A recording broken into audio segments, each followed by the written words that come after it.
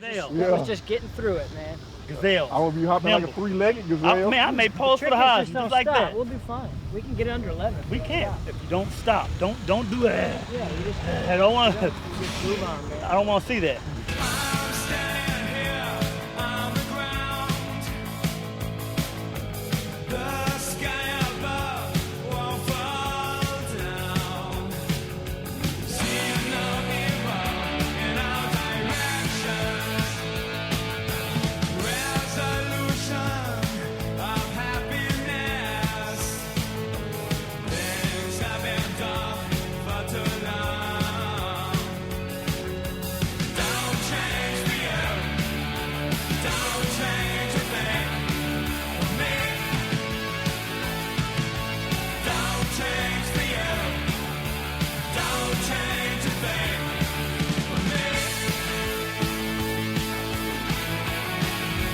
Come on over here, Chris.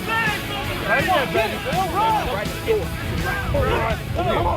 Come on. Suck it up. On your mark. Get set. Go! Come on, son. Run it out, baby. Run it out. You better make C-shift look good.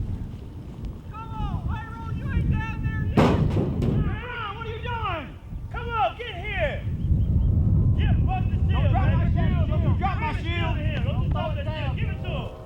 Right here, right here. Put that gun together, son. Let's go. Put that gun together. Come on, you're in a firefight right now. Slide on. Pin on. Mental fatigue starts to kick in. It Make affects sure your you decision shot it. making. It affects your Load that decision mag. making. Can you adapt or Charge that overcome? weapon. Can you adapt or overcome? Lean into it. Load. Damn! Damn! Damn! Make them count. Remember what I said about time? You're going to breach the door, run to the box at the 10-yard line, and fire 10 rounds into that silhouette right there. Everything inside the 9 ring, but shoot for the X. But you want everything inside the 9 ring, okay? Suck it up. Come on over here, Craig. Come on, baby. Suck it up. Right there, baby. Stand to the right of the door. To the right. Over here. Okay. Suck it up. Come on, Hit that thing! Come on now, get in there! Get in there! Get smart! Well, a lot of times you have officers in training to do static shooting, which is basically just standing there and shooting. In these situations, we have them actually running about 85 yards with a 50-pound ram, hitting the door. Optimal position is the blue right there, going through the door. After dropping the ram, go through the door and then go shoot. Shooting under fatigue conditions, when you're out of breath, when your upper body is tired, accuracy is paramount. You have to be accurate. You have to get your rounds in there and be precise with your hits on the target. It's one of those deals. We got him right here. We got him right here.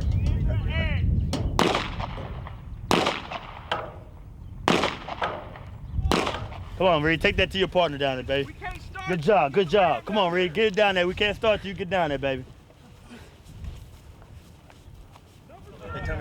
You're gonna pick the shield back up. If you do put it down, you're gonna run to the breach door, go through the breach door with the shield, go to the shooting box. When you get to the shooting box, then you set it down. But you got to be in the shooting box before you set it down. You don't have to set it down in the shooting box, but you have to be in it before you set it down. You're gonna have your weapon down there. It's gonna be racked back just on this like on this last event. You're gonna have 10-round magazine, chamber it, 10 shot center mass. Time stops on your last shot. Questions?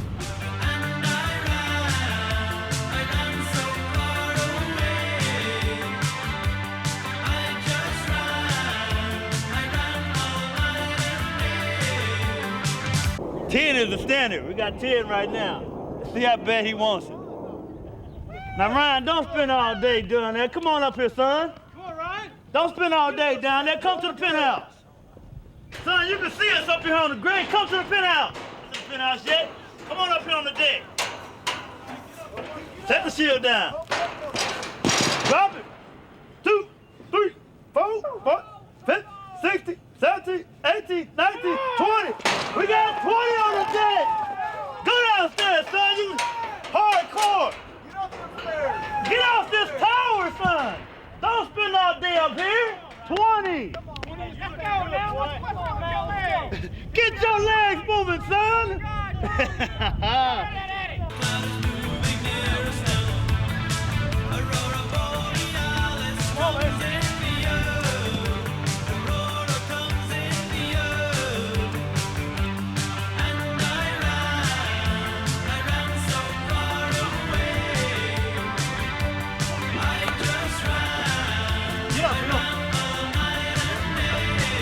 on, get it, Bill, run! Go, get it. 4, 5, 6, 7, 8, 9, 10. 8, 9, 20. 8, 9, 30. 8, 9, 40. 40 home! Come on, let's go, baby. Let's go.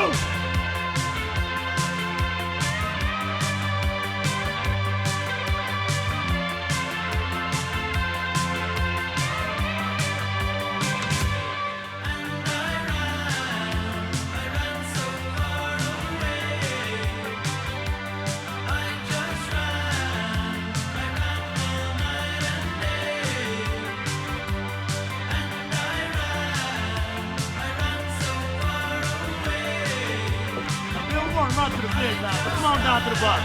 Come on, son. Let's go. Come on. Come on. Keep running. Keep running. Keep running. Keep running. Catch your breath.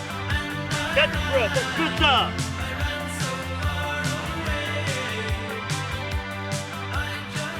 That's what I'm talking about. Woo! Come on. Oh, the thing is, no matter how much pain you're in, if you're hurting, you still have to keep going. If I'm injured, I still have to get my brother out. And that's the goal of SWAT. That's what makes SWAT what it is. We go past the pain to get the objective achieved.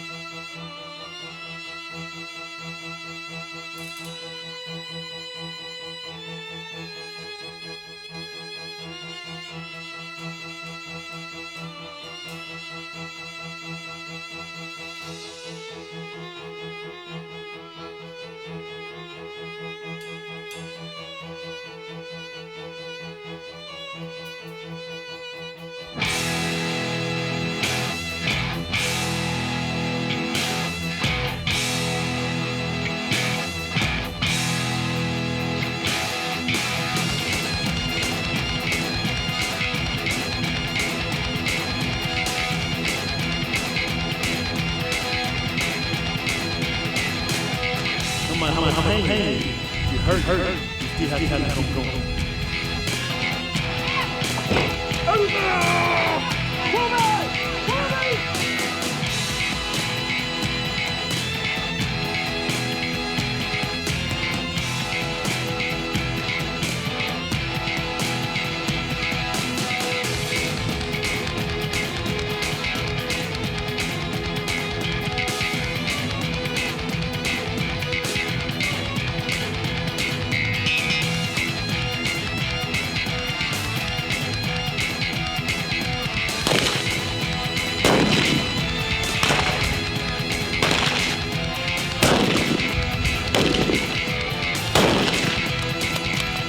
Shooting under fatigue condition when you're out of breath, when your upper body is tired, accuracy is paramount. You gotta be accurate. You gotta get your rounds in there. You gotta get your rounds in there. Get your rounds in there. Sight. You hit. There you go.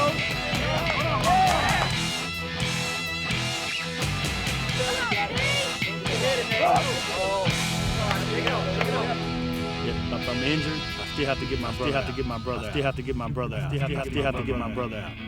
And that's the goal of SWAT. That's what makes SWAT what it is. We go past the pain to get the objective achieved.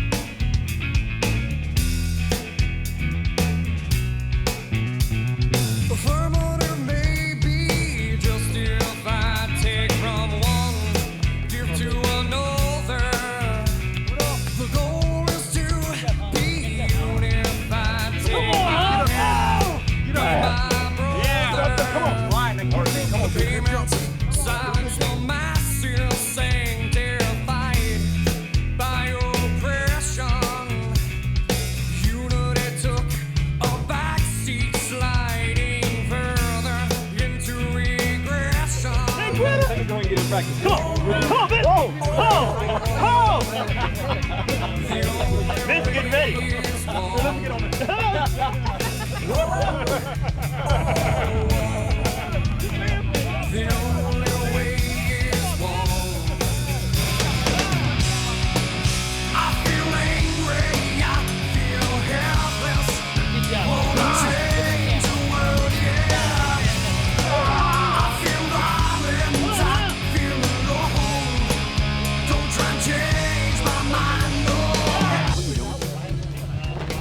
Officer Stewart and I want all our fans to know what a huge waste of film it is to film Hump as much as we have. Yeah. Hump is just, He's plumper. yeah, He's plumper. he's just a large waste of life. He is. He's a little large. He's soft too. He's soft, he's very soft. Especially around the middle. He's like Stay Puft. He does have a cream filling.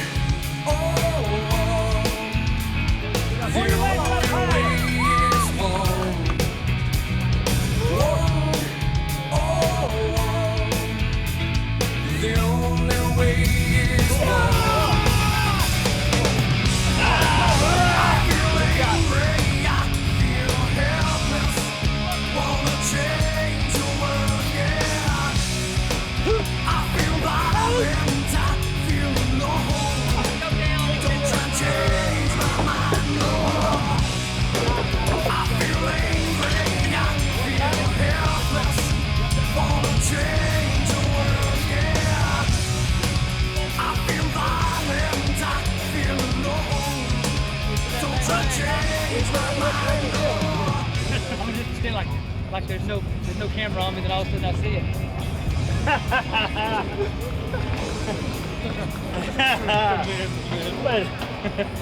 Solid sinew. Solid. He's not wide enough. Solid. Solid. My shoulders appear to be this wide. Actually, they're much wider. Wide.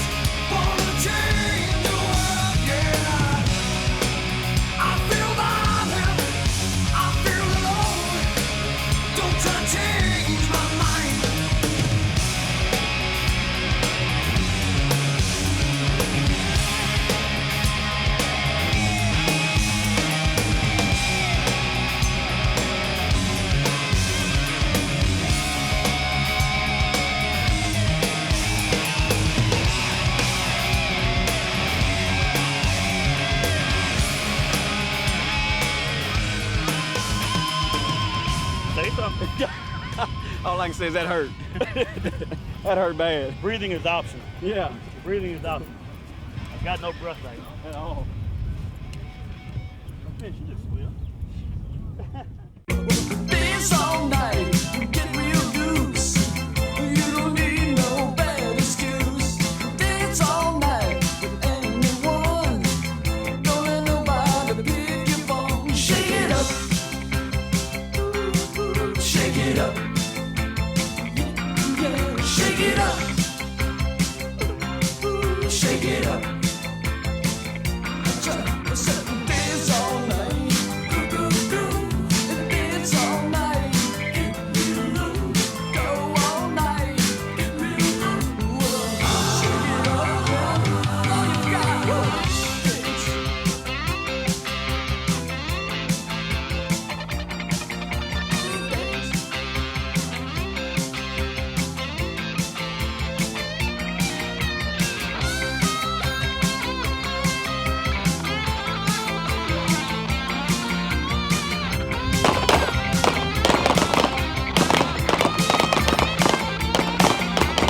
Dance all night.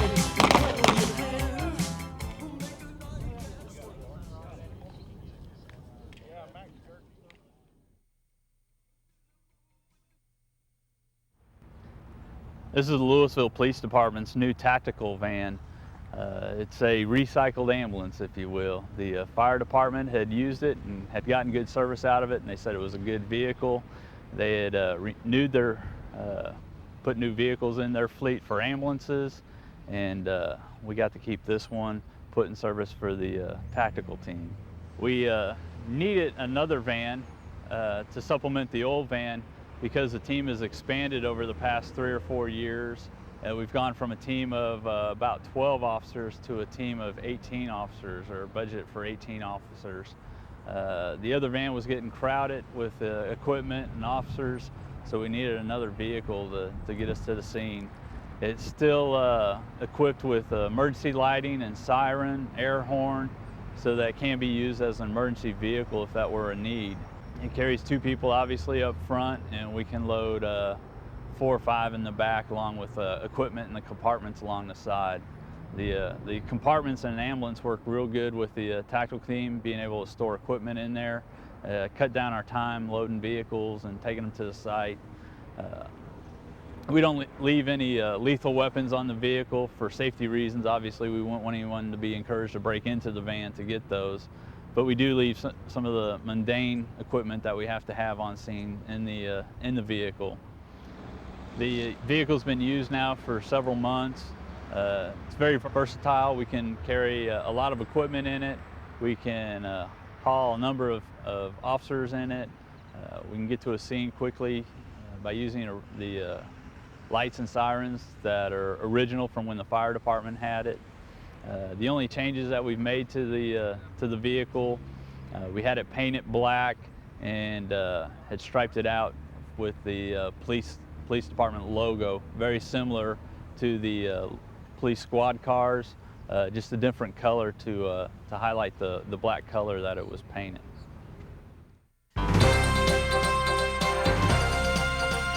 And now, from the Lewisville Police Department, former anchorwoman, Lieutenant Joni Eddy.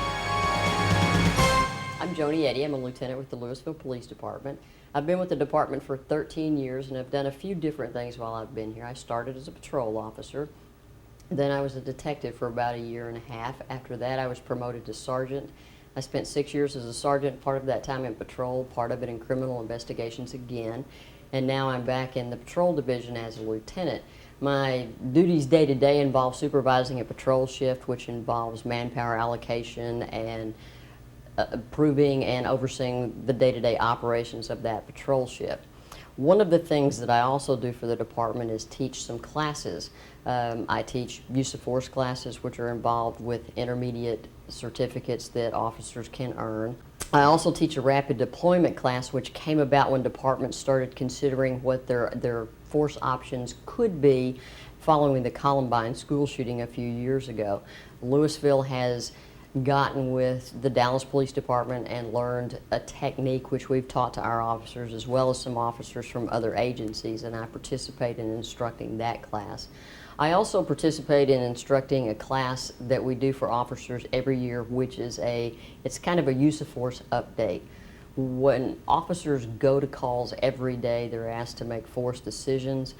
For the most part, probably 99% of the time, the decision and the force option that they choose is just verbal skills. They talk to people, and we're able to work out their difficulties or help them to resolve their issues just by talking to them. The other options that we have, though, include what we call less lethal options, which are the OC spray and also the expandable baton.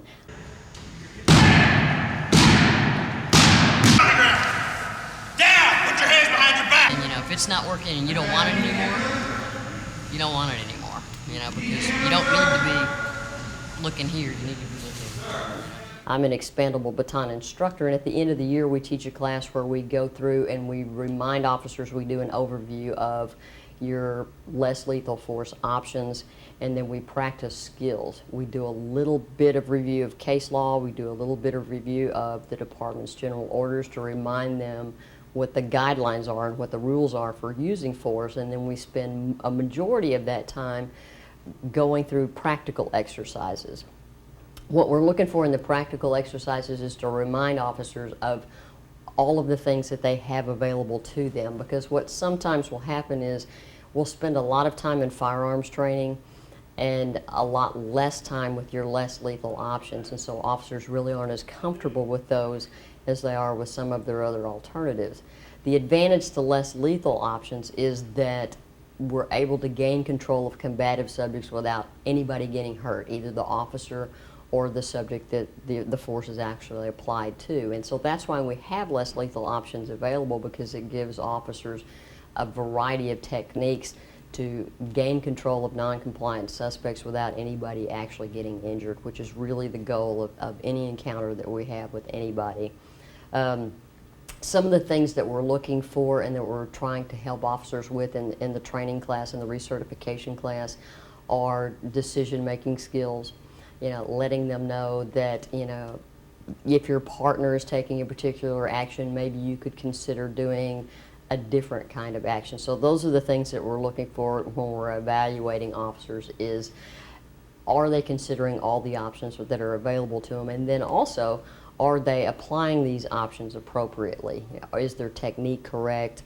Are they doing the right things at the right times? And then we try to get them to give us some feedback on what it is that they did, why it is that they chose the things that they did, what they feel like they did well, what they feel like that they could have done differently now that they've had a chance to go back and evaluate that themselves. And then we try to offer them some suggestions on other techniques or other force options that they might want to consider. Another force option that officers have is the use of a less lethal shotgun round. Many officers carry these in the trunks of their car. They're designated from the regular shotgun by the fact that the stock is orange, and so it's easy for officers to pick these out.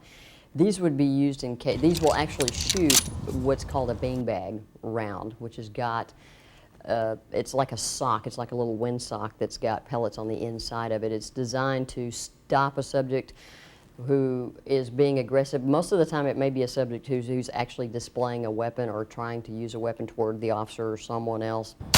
And the idea is that you can actually deploy the round without actually causing permanent damage to the subject or hurting them seriously.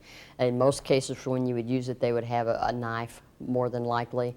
What you're going to want to do in the case of the less lethal shotgun round is to keep your distance from the subject, and that's why they're really effective when you have a subject that has a knife or another kind of edged weapon where you want to be sure that you keep a good distance from yourself and the suspect.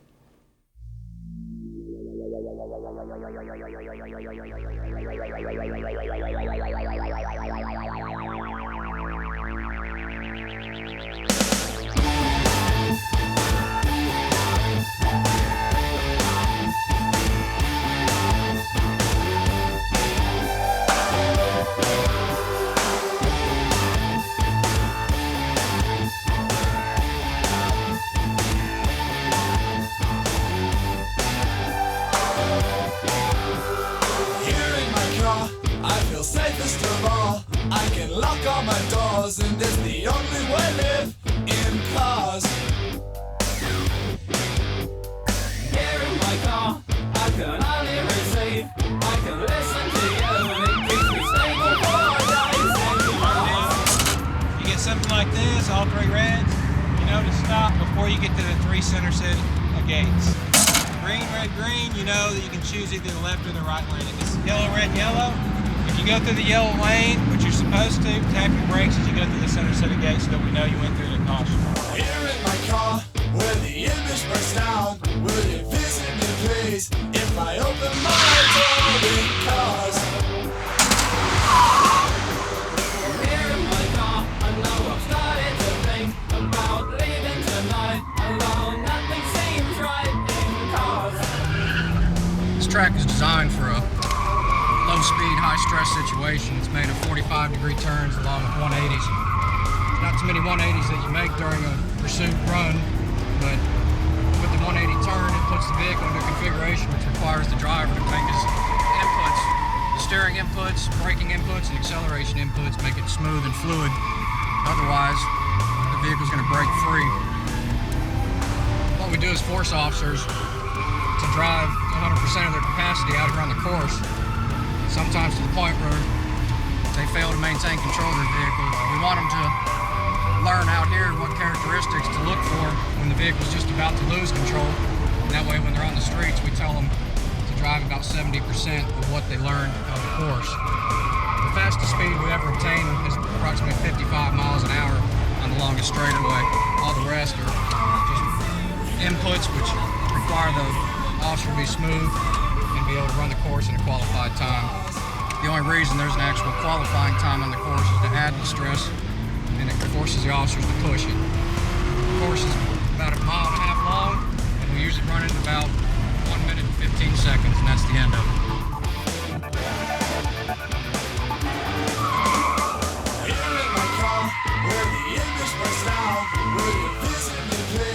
If I open my door in cars, here in my car, I know I've started to think about leaving tonight alone. Nothing seems right in cars.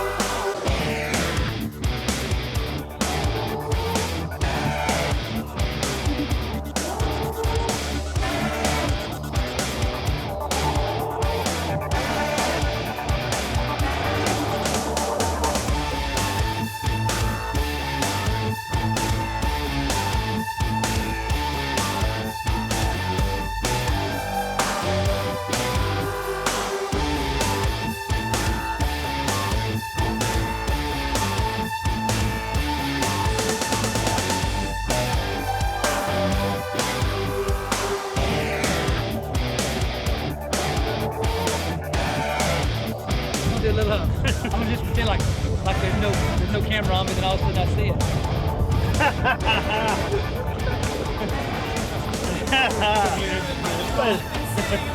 Solid sinew. Solid. He's not wide enough. Solid. Solid. My shoulders appear to be this wide. Actually, they're much wider. Why? Why is he jealous?